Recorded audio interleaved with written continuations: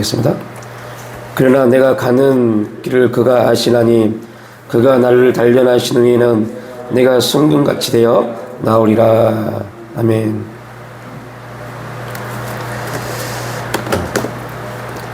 오늘 23장 10절 말씀을 중심으로 하나님을 경외하는 욥의 신앙이라는 제목입니다. 고난의 대명사라 불리우는 욥.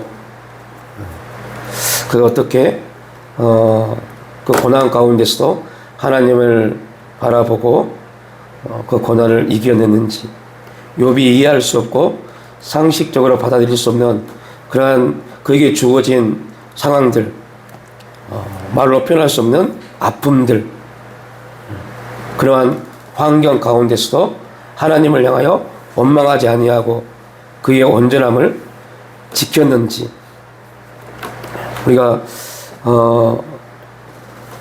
전주에도 욥기서를 통해서 이러한 욥의 신앙을 함께 살펴봤습니다. 욥기서는 그 자체로 하나님이 왜 욥에게 이러한 고통을 주셨을까 하니, 아무리 사탄이 욥을 참소할지라도 하나님이 사탄의 참소를 듣고 욥에게 그러한 상황을 허락하셨다는 것 자체가 이해가 되지 아니하는 그러한 문제입니다. 그럼에도 불구하고 우리가 욥기서를 조금만 더 이해하면, 우리에게 주어지는 삶 속에서 일어나는 모든 일들, 우리에게 주어지는 모든 상황들, 그것이 긍정적이든 부정적이든 이 모든 것들의 중심에는 하나님이 함께 하시고 하나님의 섭리가 있구나라는 그 거룩한 주제를 욥기서는 우리에게 던져주고 있습니다. 그럼에도 불구하고 하나님이 섭리하신다, 우리는 이 주제를 되게 중요하게 받아들여야 되지만, 또한 하나님의 섭리에는 그 하나님의 역사만 있는 것이 아니라 하나님의 섭리 안에 있는 사람들을 넘어뜨리기 위한 사탄의 참소도 함께 있다는 겁니다. 우리가 신앙생활이 힘들고 이 세상이 힘든 이유는 그냥 여러분들 예수 믿지 않고 자기의 뜻대로 자기의 생각대로, 아니 예수를 믿을지라도 자기의 생각대로 자기의 뜻대로 내 상황이 이러하니까 그 상황에 맞게 살아가는 사람들은 별로 힘들지 않습니다. 왜 힘들지 않냐면 힘들면 그냥 그만둬버리면 되니까요. 힘들면 그만두면 되고, 어려우면 어려운 곳을 떠나면 됩니다. 사람이 싫으면, 세상은요, 사람이 싫으면 뭐라고 그래요? 떠나 라고 말합니다. 안 만나면 되지 라고 말합니다. 이게 세상입니다. 그런데 세상이 하나 모르는 게 있어요. 세상이, 야, 이 사람이 싫어? 그럼 떠나. 이 교회 싫어? 떠나. 야, 부인하고 남편이 사이 안 좋아? 헤어져. 이라고 말합니다. 그런데 우리가 이해하지 않았지만 이거는 속이는 자, 거짓의 합인 사탄의 참소입니다. 이 영적인 사실을 모르니까 내가 선택했다고 그래요. 내가 싫어서 내가 선택한 거야 라고 말합니다. 왜요? 그 안에 사탄이 우리의 생각을 통해서, 우리 감정을 통해서 그 일을 행하게 했다는 것을 모르기 때문이에요. 아니, 알고 있는 사람도 인정하기 싫습니다. 내가 올바로 선택한 거지. 그래서 많은 사람들은요, 자기의 선택이 옳다고 믿기 위해서 내 주위 사람들에게 계속 나의 선택에 대한 설득을 갖습니다. 내가 얼마나 힘들었고, 내가 얼마나 어려운 환경 가운데 있었고, 내가 얼마나 내 감정적으로 내 상황적으로 힘들었는지를 계속 설명하려고 그래요. 이게 여러분들 영적으로 얼마나 무지한 것을 알아야 돼요. 사람들에게 설명해서 그들이, 그래, 참 들어보니 너무 힘들었겠다, 너무 어려웠겠다, 이렇게 말하죠. 천만의 말씀입니다. 그리고 두 사람이 사이가 싫어지면요, 내가 내 힘듦을 말했던 걸 가지고 나를 공격하기 시작합니다. 이게 이 사람들의 모습입니다. 그래서 여러분들, 우리가 힘들고 어려울 때 그 힘들고 어려운 사정을 사람들에게 말할 필요 없어요. 사람들의 위로를 받을 필요도 없어요. 우리에게는 참 위로자이시고, 어떤 경우에는 이렇게 말합니다. 목사님, 하나님의 음성이 들리지 않고 하나님의 이루하심이 느껴지지 아니하니까, 그러니까 사람을 통해서 이루받고 싶어합니다 라고 말하는 경우도 있어요. 그럼에도 불구하고 조심해야 돼요. 사람은 절대 남편일지라도 아내일지라도 부모일지라도 자녀일지라도 믿으면 안 돼요. 왜요? 사람은 믿을 만한 능력을 갖고 있지 못합니다. 사람을 이루할 만큼의 그러한 마음의 넓음을 갖고 있지 못합니다. 결국 내가 힘들고 내가 어려우면 나를 변명하기 위해서 또 내 친구를 이용해 먹는 그러한 존재가 사람입니다. 그래서 힘들고 어려울 때 우리는 그 힘들고 어려움을 주신 하나님, 하나님이 나를 만나기 위해서 이런 힘든 환경을 주셨구나, 하나님이 나와 함께 하시기 위해서 이런 어려운 상황을 주셨구나, 얼마나 기가 막힌 신앙의 고백입니까? 당신이 나를 만나기 위해서 그런 환경과 상황을 주지 않고도 우리가 하나님을 만나면 참 좋을 텐데, 우리의 연약함이 환경을 주지 않고 상황을 주지 않으면 하나님을 만나는 하나님 앞에 무릎 꿇지 않기 때문에 하나님이 환경과 상황을 주십니다. 그런데 영적이지 못한 사람들, 신앙적이지 못한 사람들, 믿음을 잃어버린 사람들, 은혜를 잃어버린 사람들은 오히려 이런 환경과 상황 때문에 하나님을 떠나요. 참 안타깝습니다. 우리가 욥을 통해서 다시 한번 고백하는 부분은, 이런 엄청난 이해할 수 없고 받아들일 수 없고 그런 상황 환경 가운데서도 결국 하나님 앞에 붙어 있었다는 것.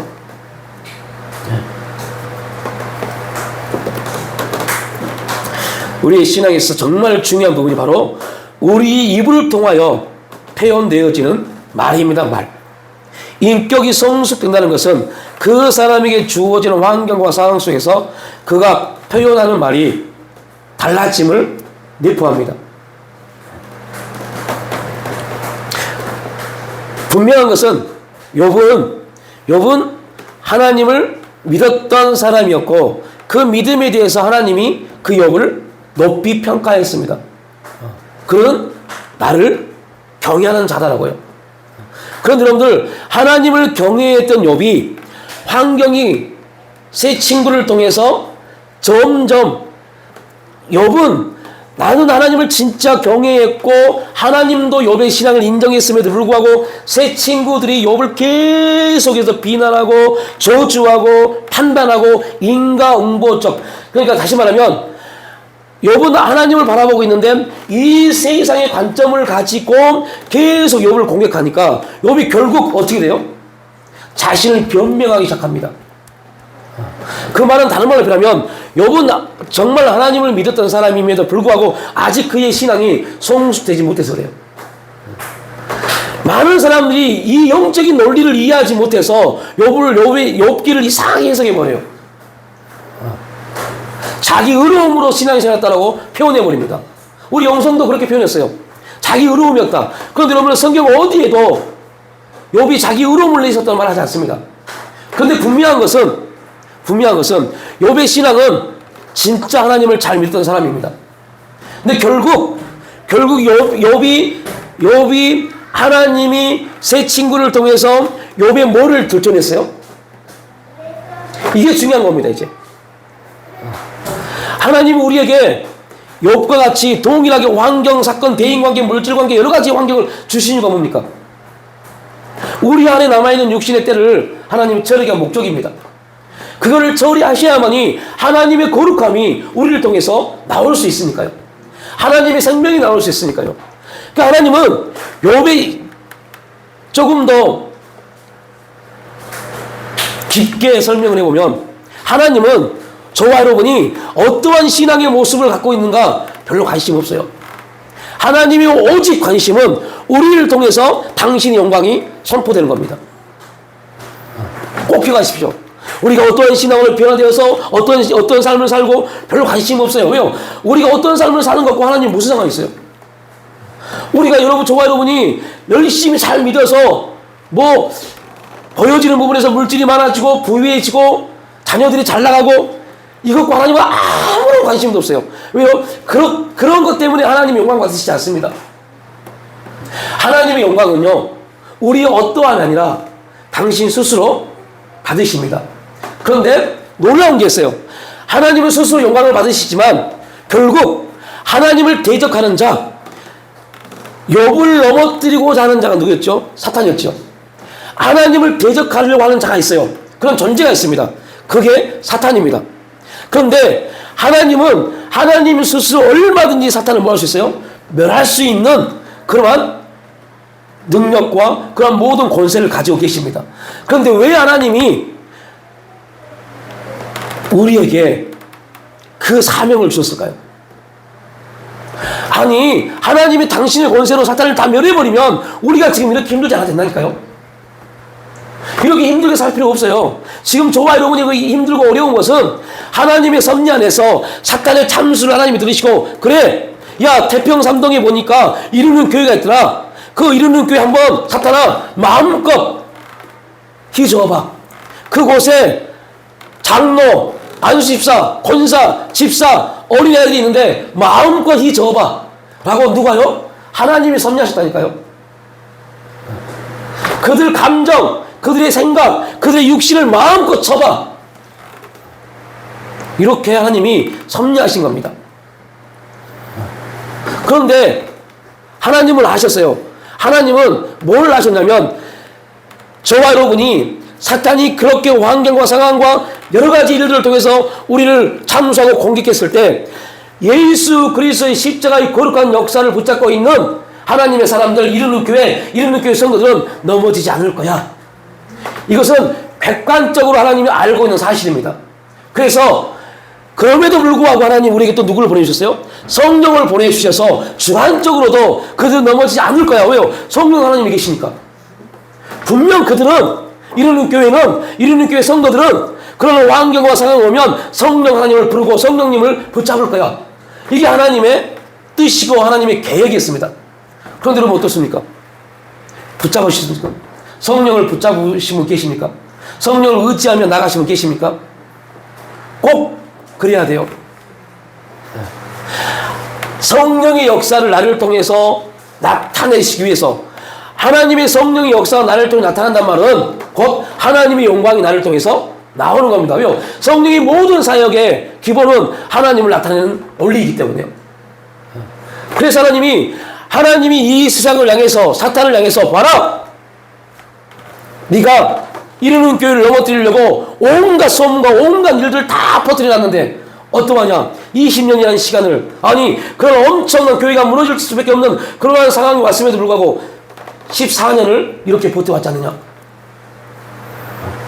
사탄은 교회를 무너뜨리려고 온갖 방법과 온갖 일들을 다 일으켰습니다. 말도 안 되는 일들을 나타냈습니다.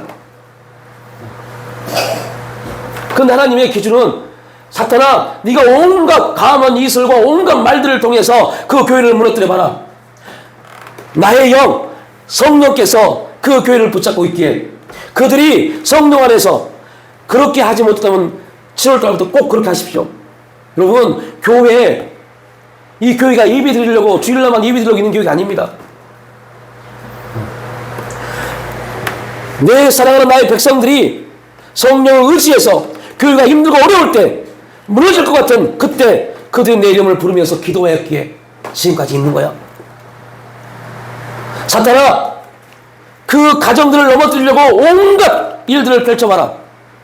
그들은 결코 무너지지 않을 거야. 왜요? 이건 하나님의 선포입니다. 이거는 하나님의 선포입니다. 그런데 여러분들, 그 선포가 그리스도 예수 안에서 성령을 의지해서 저와 여러분이 붙잡지 않으면 여러분, 그 선포는 하나님의 선포로 끝나버립니다. 그래서 기도하는 겁니다. 왜요? 연약하니까. 하나님의 선포가 우리 삶 가운데, 우리 가정 가운데, 우리 인생 가운데, 우리 자녀들 가운데 실제가 되게끔 할 일 없어서 기도한 게 아니라, 그래서 주 앞에 나와서 무릎 꿇어 기도하는 겁니다. 서론에 말씀드렸지만, 여러분, 기도하지 않을 때, 교회 안 나올 때 훨씬 더 많은 돈을 벌 수 있다니까요. 그런데 여러분들, 그것은 결국 우리를 허무하게 만듭니다. 결국 그것은 우리를 공허하게 만듭니다. 그렇게 죽을 힘을 다해서 일했는데 내 인생이 뭔가, 이게 이 세상이 거짓으로 속이는 자 사탄이 우리를 그렇게 현혹시키는 겁니다. 그런데 성경은 우리에게 뭐라고 말합니까? 그리하면, 네가 그의 나라와 그의 일을 구하면, 그리하면 이 세상에서 피땀 흘려서 노력해도 얻지 못한 거 내가 더해줄게 입니다. 이거는 제 말이 아니라 하나님 예수님이 이 땅에 오셔서 유대인들에게 증거하신 말씀이었어요. 그리고 오늘 우리에게 성령을 통해서 주신 말씀입니다. 오해하지 마십시오. 제가 이 설교를 듣고 어떤 분이 저한테 메시지 보냈어요. 목사님, 그러면 직장을 다 때려치라는 소리입니까? 전혀 그런 소리가 아닙니다. 왜 하나님이 여러분에게 직장을 주셨는지를 생각하라는 겁니다. 여러분이 왜 하나님이 여러분에게 직장을 주셨습니까? 모든 사람들은요, 먹고 살기 위해서요. 이러면 다 가짜입니다. 다 속은 겁니다. 먹고 살기 위해서 직장을 준 게 아닙니다. 하나님의 영광을 나타내기 위한 목적입니다. 여러분의 일을 통해서, 여러분 일하심을 통해서, 그 결과를 통해서 하나님의 영광을 나타내기 위한 목적입니다. 그리고 그 여러분의 일을 통해서, 여러분의 직장을 통해서, 여러분의 월급을 통해서 하나님의 영광을 나타내면 우리의 필요는 누가 채우신다고요? 하나님이요. 그런데 지금 우리는 어떻게 하십니까? 어떻게 사십니까? 나의 노력과 열심을 가지고 한 달을 살고 나머지를 가지고 하나님께 나갑니다. 그러니 하나님 뭐라고 하십니까? 야, 네 노력으로 네 인생을 살았네? 내가 할 게 없네. 아무것도 하지 않습니다. 아무것도 하지 않습니다. 아이고, 저 목사 저거 교회 성도들 현혹시켜서 헌금 많이 해가려고 저런 설교하고 있구나. 이렇게 생각할 수 있는 사람도 있을 겁니다. 그러면 그런 사람들은 그런 생각이 든다면 하지 마십시오. 그렇게 하지 마십시오. 여러분들 열심히 일해서 여러분 열심히 사시고 혹 남으면 여러분들 그거 가지고 헌금하시고 성경금 하십시오. 그렇게 평생 사십시오. 욥이 우리에게 그 내용을 던져주고 있는 겁니다. 그의 노력과 열심으로 세워진 모든 재물들, 그게 다 사라져 버렸어요. 완전히 없어졌어요. 심지어 자녀들까지도 다 죽었습니다. 근데 욥의 고백이 뭐였죠? 주신 분도 하나님이시고, 심지어 욥은 자기에 대해서 이렇게 고백합니다. 내가 알몸으로 나왔으니. 여러분, 이러한 고백이 사탄을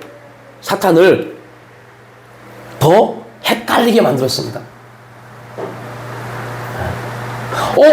이 정도쯤 되면 사탄은 하나님이 욥에게 뭘 줬어요? 복을 주었기 때문에 욥이 하나님을 잘 믿는다고 생각을 했어요. 왜요? 사탄은 이 세상에 있어서 신입니다. 오늘 덥죠? 더워요. 에어컨이 안 됩니다, 지금. 그래서 빨리 끝내줄게요. 사탄은 이 세상에 있어서 신입니다. 그 말은 무슨 말이에요? 이 세상의 모든 삶의 법칙을 누가 만들어가요? 사탄이요. 그래서 이 세상은요, 이렇게 말합니다. 너희들 열심을 내면 내가 너희들이 열심히 낸 만큼 내가 부어줄게. 이게 이 세상의 삶의 법칙입니다. 그 법칙을 가지고 와서 사탄이 그리스도인들, 성도들을 참수하고 현혹시킵니다. 그렇게 살아야 되라고요. 근데 하나님은 그 법칙을 다 깨뜨리십니다. 그 법칙을 깨뜨리시고 하나님의 법칙을 우리에게 집어넣어 주십니다. 그게 광야의 만나였습니다. 그러니까 그 광야의 만나에 그 만족하지 못한 이스라엘 백성들은 자꾸 어디를 생각해요? 이 세상의 법칙이요. 내가 열심히 살면, 조금 힘들어도 열심히 살면 고기 국물도 먹고 울을만 합니다. 그게 사탄의 노예인지 모르고요. 그냥 뭐가 좋아요? 내 입이 즐거운 것이 좋은 겁니다. 근데 하나님은 우리 육신의 입이 즐거운 게 좋은 게 아니라 하나님의 즐거움이 우리에게 임하기를 원하시는 겁니다. 다시 한번 말합니다. 하나님의 즐거움이 우리에게 임하기를 원하십니다. 그 안에서 우리가 기쁨을 누리기를 원하십니다. 그래서 잠깐이지만 광야 40년 동안 우리 입의 즐거움을 다 걷어가신 겁니다. 만나를 통해서 애굽에서의 고기 국물을 다 걷어가신 겁니다. 그리고 결국 그들의 입은 몸이 길들어져요? 만나요. 그래서 만나에 길들어졌단 말이 무슨 말입니까? 굉장히 중요한 말입니다. 하나님이 주신 것에 길들어졌어요. 그래야만이 그들이 가나안 땅에서 뭐 할 수 있습니까요? 하나님의 말씀을 선포하고 그 말씀대로 살아갈 수 있기 때문에요. 이게 광야의 의미입니다. 이 세상 광야를 우리가 살아갑니다. 어떻게 살아가실래요? 이 세상의 법칙대로요? 아닙니다. 그 법칙을 역행해야 돼요. 역행했을 때야만이 하나님이 하나님의 역사를 통해서 이루어 가십니다. 안 되는 것 같고 더디는 것 같고 이해되지 않지만 이해되지 않는 일에 우리가 나갈 때 이해되지 않는 하나님의 역사가 우리에게 간증되어진 겁니다. 이해될 때까지 참고 죽을 때까지 이해가 안 된다니까요. 왜요? 이 세상은 하나님을 감당할 수 없어요. 그래서 욥이 우리에게 그 내용을 지금 던져주는 겁니다. 원망하지 않았습니다. 비난하지 않았습니다. 불평하지 않았습니다. 왜요? 원망이라는 것은 하나님을 대적하는 행위이기 때문에요. 불평하는 것은 하나님의 권위에 도전한 거기 때문에요. 그래서 욥은 그들에게 이르기를 여호와의 말씀에 나의 삶을 가리켜 맹세하노라. 너희 말이 내 귀에 들은 대로 내가 너에게 행하리라. 하나님이 민수기에 이스라엘 백성들이 원망하는 그들에게 했던 말씀입니다. 이 하나님의 법칙을 알았던 욥은 원망하지 않았어요.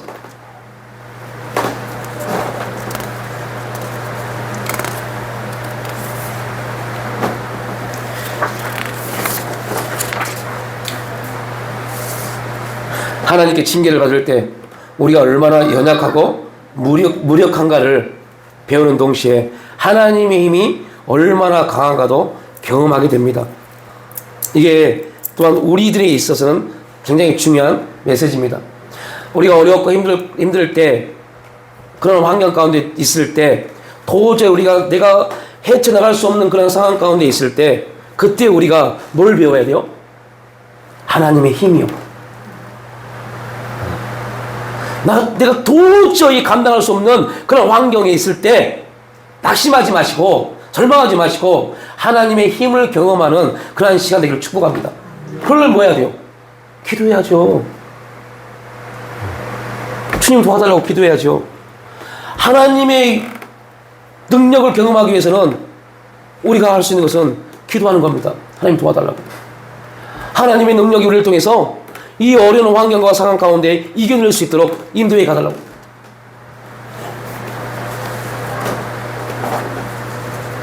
우리에게 다가오는 하나님의 징계는 이 두 가지 역할을 합니다. 그래서 하나님의 징계를 받은 사람들은 그래서 겸손해집니다. 왜요? 나의 연약함과 무력함, 할 수 없음을 고백하기 때문에요. 그래서 겸손해지는 겁니다. 그리고 하나님을 인정합니다. 결국 그들의 입에 하나님 잘못했습니다. 용서해 주세요. 저를 도와주세요. 우리가 할 수 있는 최고의 기도의 출발입니다. 하나님께서 사람을 다루실 때 반드시 그 사람 입에서 이 소리가 나올 때까지 다루심을 가진다는 걸 꼭 알아야 돼요. 어떤 소리요? 하나님 잘못했습니다. 용서해 주세요. 하나님 도와주세요. 여러분 막 소리를 들고 막 이런 기도를 못하더라도 그냥 계속 1시간이고 2시간이고 너무 긴가요? 30분이고 40분이고 이렇게 기도하십시오. 하나님 잘못했습니다. 뭘 잘못했는데 그 답을 말하지 마십시오. 그냥 하나님 잘못했습니다. 그러다 보면 점점 여러분 스스로 내가 뭘 잘못했는지를 보기 시작할 겁니다. 찾으려고도 하지 마십시오. 보여줘야 돼요. 내가 뭘 잘못했는지.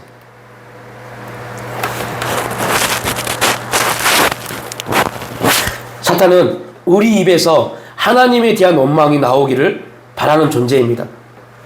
욥을 통해 그 사실을 확인할 수 있는데 욥에게 차례로 다가온 모든 고난은 단 한 가지 목표를 가지고 있습니다. 그것은 욥의 입에서 하나님에 대한 원망.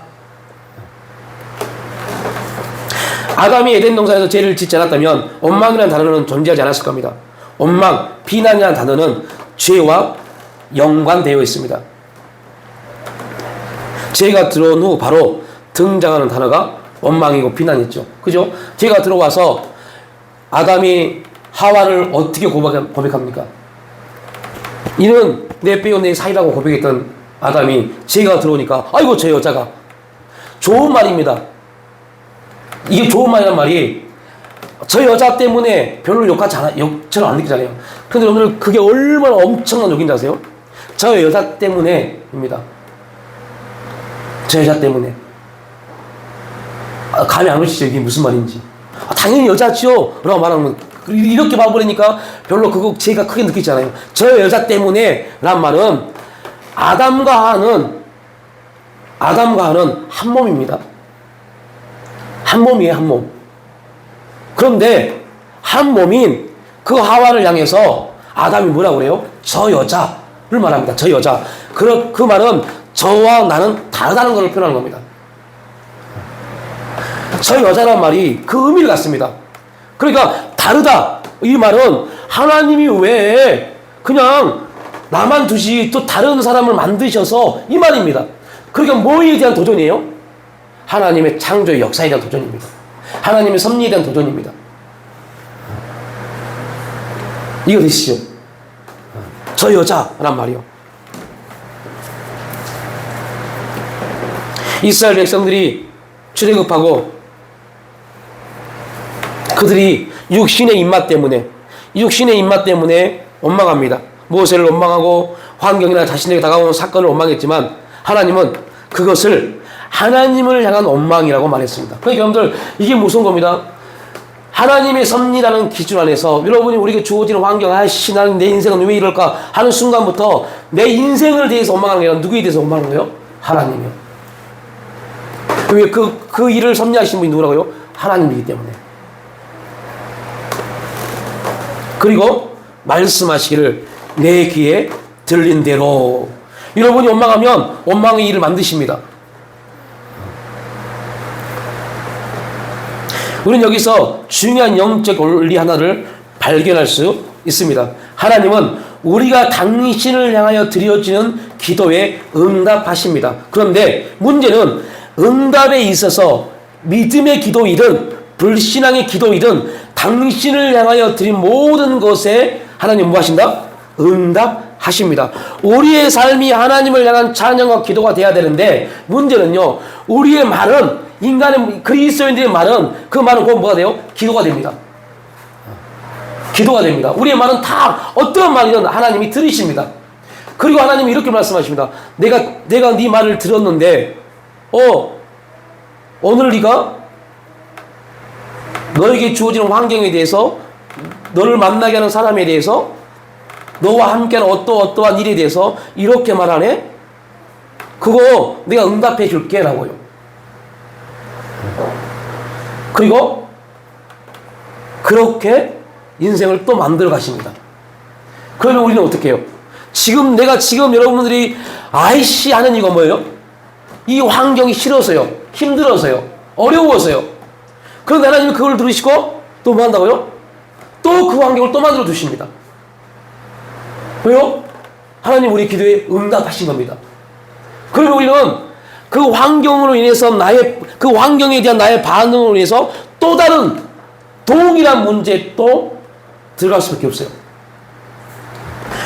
이게 영적 원리입니다. 그래서 여러분들 이 세상의 삶의 법칙이란 내용으로 살펴보면 당연한 겁니다. 힘들면 당연히 그럴 수 있고 상대가 나를 힘들게 하면 당연히 내가 그렇게 반응해야지 라고 말할 수 있습니다. 이게 당연한 삶의 원리입니다. 그런데 예수님은 우리에게 그렇게 말씀하지 않습니다.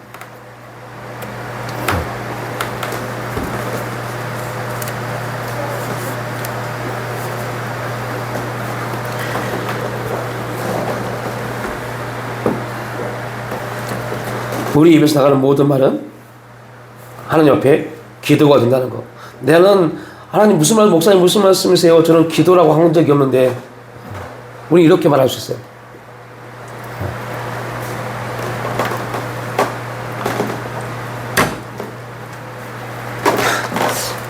이런 영적인 이런 얘기들, 이런 나눔들, 이런 영적 원리들을 이해하면 되게 쉽게 쭉쭉 넘어갈 건데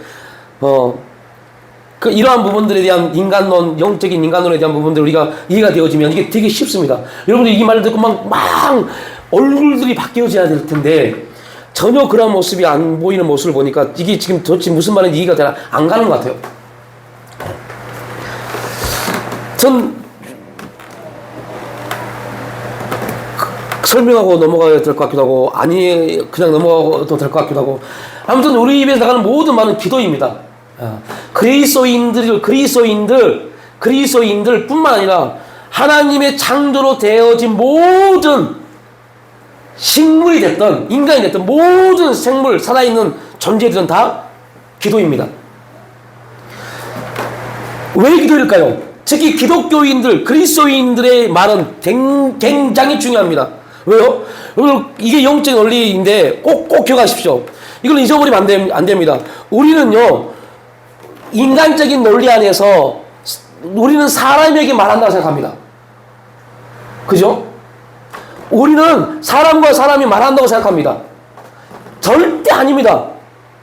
우리의 말은 오직 우리의 말은 누구만 드세요?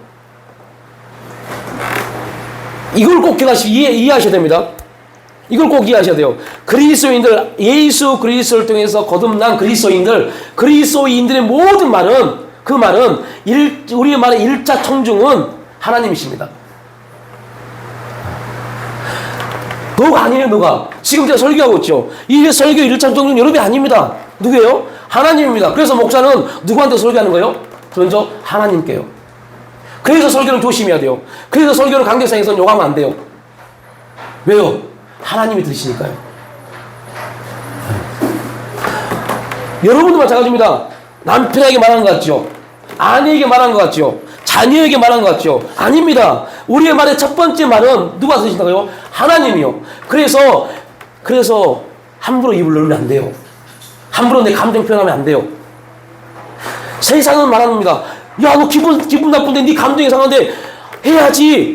그래야 너도 살지. 라고 말합니다. 절대, 결단코 그러면 안 돼요. 저도 그게 안 돼서 하나님 앞에 계속 기도하지만 그러면 안 됩니다. 우리의 말의 첫 번째 청중은 누구라고요? 하나님이십니다. 하나님이 들으십니다. 그리고 하나님 말씀합니다. 야, 오늘 너 기도했네? 내가 들었네? 알아서 응답해 줄게. 라고 오십니다. 야, 내가 오늘 너의 말을 들어보니 90% 이상이 원망이네? 그래, 내가 원망 줄게. 또 원망을 또 줍니다. 불평이네? 불평을 또 줍니다. 그래서 원망하고 불평한 인생은 계속 원망하고 불평합니다. 그걸 끊어야지요. 믿음으로 끊어야지요. 원망할 수밖에 없고 불평할 수밖에 없는 그 환경 가운데서 하나님의 뜻을 구해야죠. 그럼에도 불구하고 뭐고요? 감사하고, 그럼에도 불구하고 기뻐하고, 그럼에도 불구하고 기도하는 겁니다. 기분 나쁠 수 있다니까요. 당연히 기분 나쁩니다. 우리 아직 연약하기 때문에 기분 나쁠 수밖에 없어요. 그럼에도 불구하고 기분 나쁠 수밖에 없는 그 환경에 기분 나빠해버리면 누가요? 사탄이 하나님을 향해서 보십시오, 하나님, 당신이 그 사람은 원망하지 않는다고 그랬는데, 불평하지 않는다고 그랬는데 입을 열자마자 원망하네 라고 하나님을 대적해버립니다. 누가요? 사탄이요. 누구 때문에요? 나 때문에요. 그래서 조심하십시오. 그래서 인격이 성숙하다 말은, 그 인격이 성숙한 첫 번째 기준이 말입니다. 말. 우리 입입니다. 입. 우리 입이 어떠하냐에 따라서 그 사람의 삶의 모습이 형태가 나오는 겁니다. 그래서 야고보도 뭐라 합니까? 한 우물에서 쓴물과 단물이 나올 수 있겠느냐? 그것처럼 한 입에서 하나님을 찬양하는 말과 하나님을 조주하는 말이 같이 나올 수 있겠느냐? 하나님이 이러한 환경과 상황을 통해서 욥을 보신 겁니다. 그래, 이 양 어차피 사탄에게 욥을 넘어뜨려 보라고 허락했고, 그리고 욥을 넘어뜨리기 위해서 온갖 환경과 상황을 만들었어요. 그럼에도 불구하고 욥이 신앙을 지킵니다. 거기서 끝나버렸다면 우리는 이 놀라운 영적인 메시지를 듣지 못했을 겁니다. 그런데 하나님이 거기서 끝나지 않고 한 단계 더 나갑니다. 이제 뭐예요? 욥의 내면을 들춰내기 시작합니다. 그 내면을 들춰내기 위해서 새 친구를 보냅니다. 그러한 환경을 통해서 하나님은 욥을 어떠한 사람으로 만들고 그랬어요? 정금같이 나오는 사람이에요. 왜 여러분에게 지금 다니는 직장을 왜 주셨습니까? 절대 어떠한 경우에도 먹고 살기 위해서 이런 말 하지 마십시오. 왜 직장을 왜 주셨어요? 오늘 설교, 나를 정금같이 나오게 하더라고요. 내 믿음이 정금 내기가 목적입니다. 그래서 풀물불 같은 직장 상사, 동료, 심지어 여러분의 가정의 식구들을 붙이신 겁니다. 나를 뭐 하려고요? 정금 만들려고요. 내가 정금으로 만들어지면 그 정금의 값어치는 우리가 매기는 게 아닙니다. 누가 매기세요? 하나님이. 이게 욥기 42장입니다. 정금이 되어지니까 하나님이 그 가치를 매겨버리잖아요. 그래서 우리를 정금 만드시려고 정말 뒤집어 엎어버리고 싶은 사람들을 만나게 하시는 겁니다.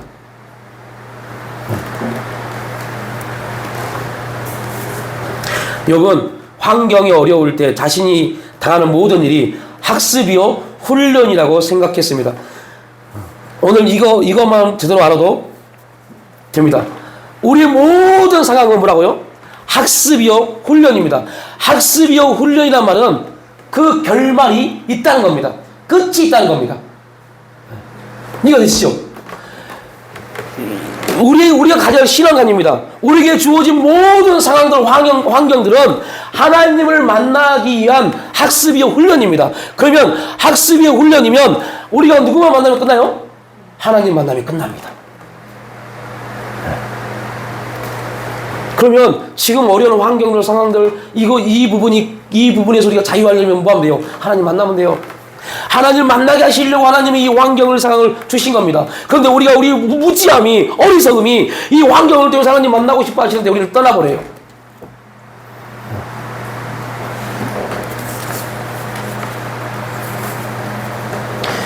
이렇게 학습이 되어지고 훈련되어진 욥, 그 욥을 향해서 하나님이 이제 욥에게 성숙된 신앙의 모습을 끄집어내십니다. 욥아, 너 새 친구를 통해서 힘들었지? 너무 힘들었어요. 와, 너무 미칠 것 같았어요.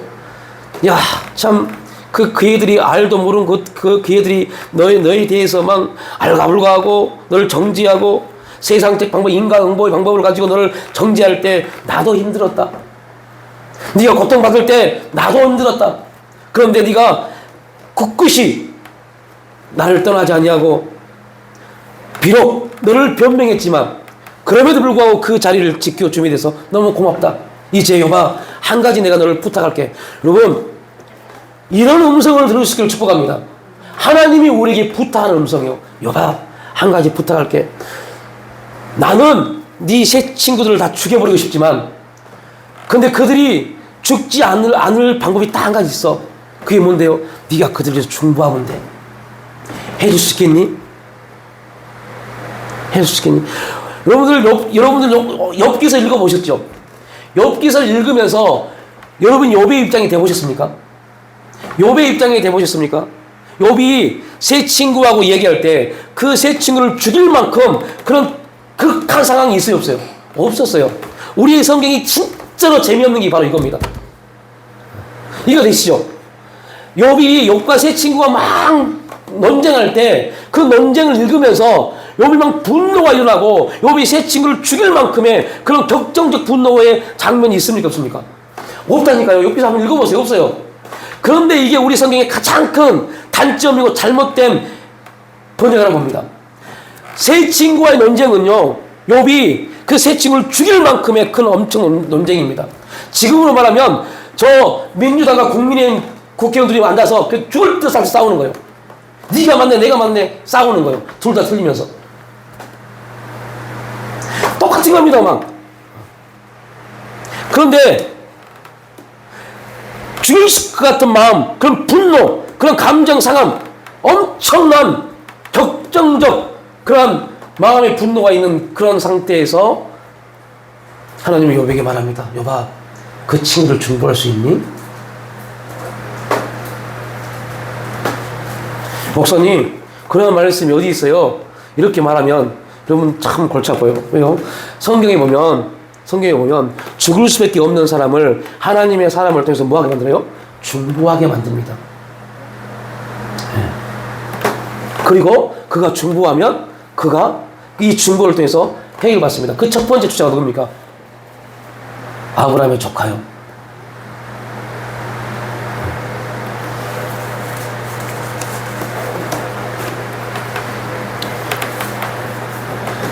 정금처럼 변화되어진 성숙되어진 욥은 이렇게 나옵니다.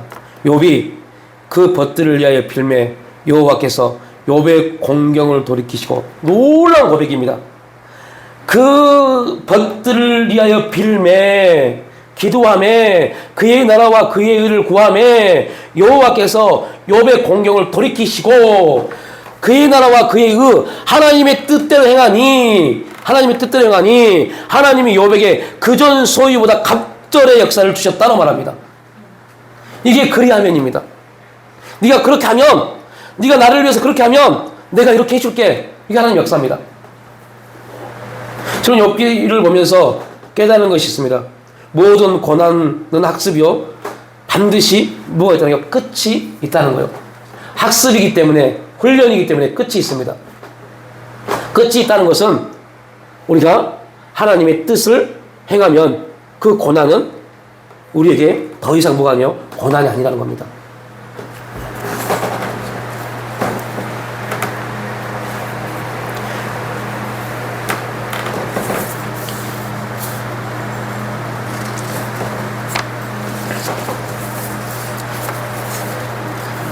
네.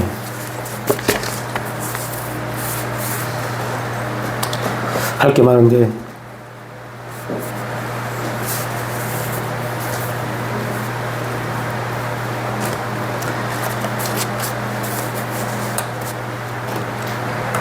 우리가 욥의 모습처럼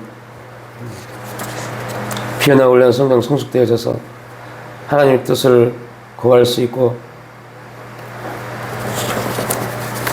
하나님의 모습을 볼 수 있는, 그래서 결론은 이렇게 만들어 보겠습니다. 여러분, 욥이 친구들을 위하여 기도하기 직전까지, 다시 말하면 욥이 정금같이 되어지는 고백이 되어지고, 그럼에도 불구하고 이게 23장입니다. 23장 말씀입니다. 그런데 욥은 몇 장에서 끝나요? 42장에서요. 앞으로 20장을 더 가야 돼요. 이게 무슨 말입니까?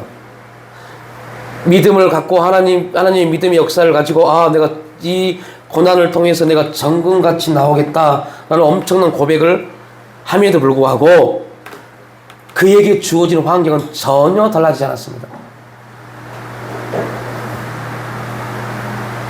환경이 달라진 게 없었어요. 심지어 친구들이 달라진 것도 아니었습니다. 그런데 놀라운 것은 누가 달라졌어요? 욥이 달라졌습니다. 우리의 가장 큰 신앙의 문제가 뭔지 아십니까 혹시? 자꾸 바뀌지 아니한 너를 보는 겁니다. 왜 저 사람은 바뀌지 않을까? 왜 이 환경은 내 환경은 바뀌지 않을까? 왜 나는 이런 상황 가운데 계속 있을까를 보는 겁니다. 내가 바뀌어도 내가 바뀌지 않으면 환경은 절대 바뀌지 않습니다.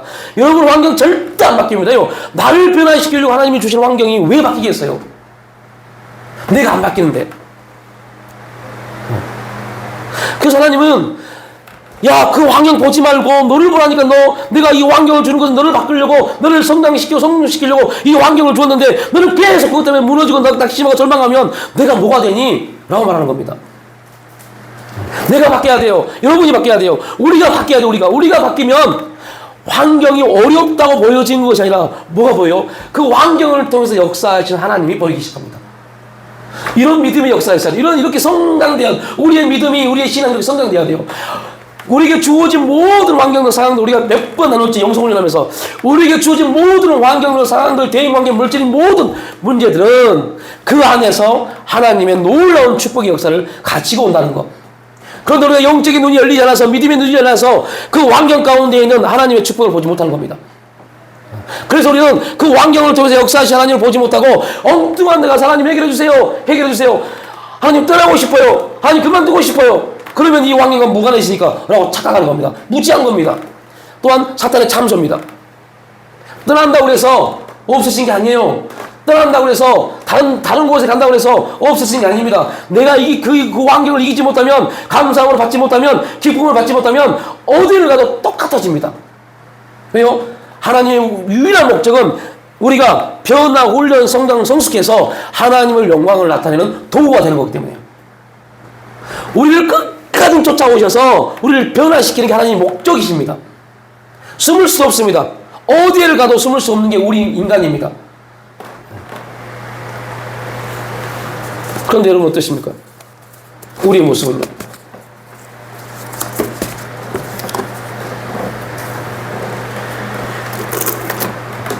어제 교회에서 일을 마치고 집에를 가려고 이제 나오는데 어떤 분이 교회를 찾아왔어요. 그래서 저 뒤에 앉아서 에어컨을 틀고 앉아서 이런저런 얘기를 했어요. 그런데 그분이 저한테 이렇게 목사님 교회 성도는 몇 분이나 되세요? 왜요? 너무 더워요. 너무 더워요. 그런 말이에요. 이거 목사님 좀 시원하게 좀 해주세요. 그래서 내가 그러면 저 앞에 있는 파리바게트 오글 있는데 거기 가서 얘기할까요? 또 그건 아니래요. 교회에서 이야기하고 싶대요. 그래서 이런저런 얘기를 하는데 정말 제 한쪽 육신적인 모습 깃방맨 한번 쳐보려고 했어요.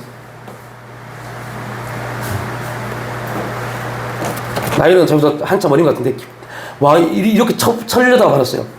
말을 하는데 제가 알고 있는 교회를 다니는 성도입니다.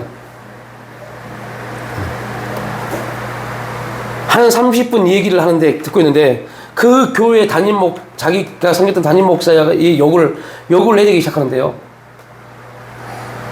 근데 내가 얘기를 듣다가 뺨을 쳐버리려다가 빨리 가라고 그랬어요. 나 더 이상 열받게 하려고 빨리 가라고. 그니 똑같네. 목사들은 다 똑같아. 와, 내가 진짜 신발 신고 있는데 가서 진짜 신발을 머리통 치려다가 말았습니다. 온갖 얘기를 해요. 욕을 해야 되면서. 그래서 제가 그 청년한테 한마디 했어요. 형제, 지금 나한테 했던 3, 40분의 그 말이 형제를 더 힘들게 할 거라고. 빨리 지금 형제가 섬기는 그 교회 가서 회개하라고. 그랬더니 이렇게 말합니다. 회개할 게 뭐가 있습니까? 다 맞는 건데. 제가 목사님한테 말한 거 다 맞는 말입니다. 그런 어리석음에 빠지면 큰일 납니다. 다 맞는 말입니다. 그래서 이렇게 말했습니다. 하나님이 언제 형제에게 재판권을 주었느냐?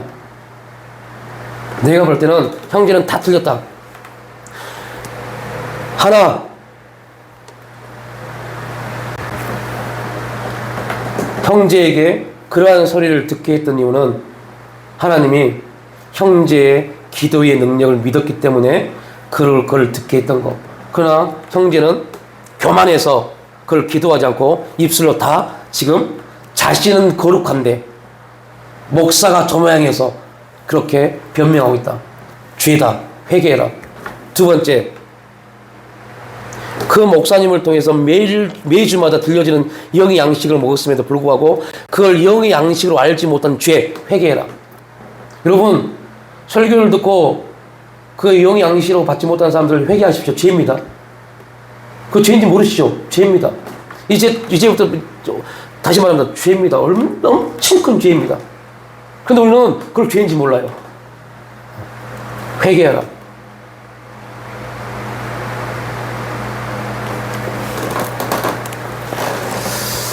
너무 우리 신앙이 참 무섭습니다.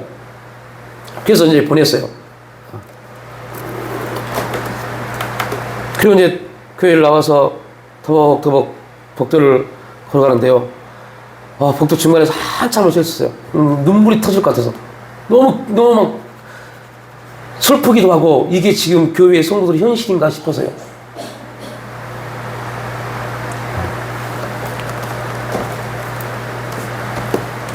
그리고 하나님 왜 그 성도를, 형제를 우리 교회 이르는 교회 보내서 듣게 하셨지? 지금 우리 교회가 그런 상태인가? 막 이런 생각도 들어보고요.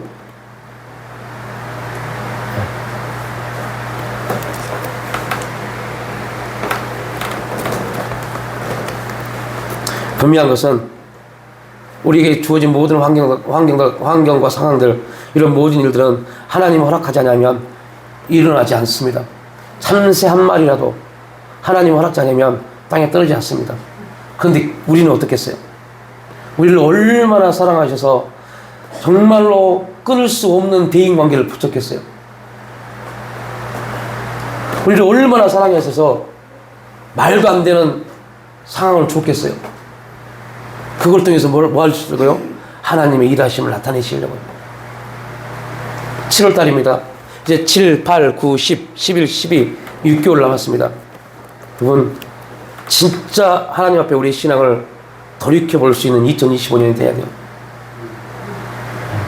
내 모습을 좀 하나님 앞에 어떠한가? 나도 그 청년처럼, 에이씨, 이 교회만 있어? 다른 교회 가서 갈 수 있지? 에이씨, 하기 싫어, 씨. 아이, 다니기 싫어. 아이, 하기 싫어. 우리도 할 수 있습니다. 그럴 수 있습니다. 그러나 먼저 생각하십시오. 하나님이 왜 나를 그 자리에 세워놨는지.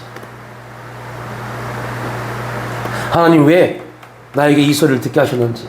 하나님 왜 이 직장을 주셨는지. 하나님 왜 이 가정에 나를 보내셨는지. 모든 기준은 하나님이 왜입니다. 하나님이 왜. 그랬을 때 우리의 기도가 하나님 앞에 아름다운 이야기로, 고백으로 들려진 겁니다. 아버지 하나님,